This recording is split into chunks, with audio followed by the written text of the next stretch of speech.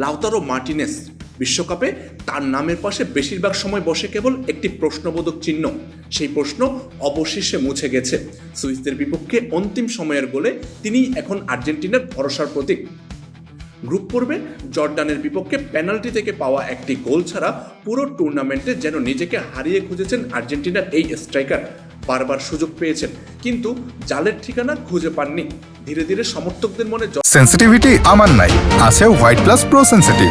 দাঁতের সেন্সিটিভিটি ভুলে খান মন খুলে। জন্ম নিয়েছে অনিশ্চয়তা। প্রশ্ন উঠেছে তার ফর্ম নিয়ে। এমনকি শেষ 2 ম্যাচে শুরুর একাদশ থেকেও ছিটকে যান তিনি। বেঞ্চে বসে দেখতে হয়েছে দলের লড়াই। কিন্তু বদলি হিসেবে মাঠে নেমেই যেন অন্য এক লাউতারোকে খুঁজে পাওয়া গেছে। আগের এক ম্যাচে বদলি নেমে দারুণ এক অ্যাসিস্ট থেকে দলকে এনে দেন গুরুত্বপূর্ণ গোল।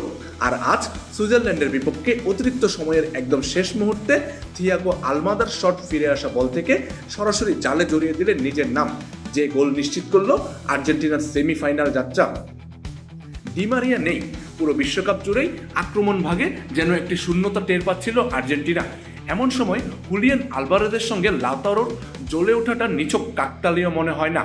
বদলি হয়ে নামা, চাপের মুখে দলকে পথ দেখানো, তারপর নিজে গোল করা, এই ধারাবাহিকতাই যেন বলে দিচ্ছে ছন্দ ফিরে পাওয়ার গল্পটা শুরু হয়ে গেছে। তাহলে কি এখান থেকেই নতুন করে শুরু হলো লাউতারো মার্টিনেজের বিশ্বকাপ?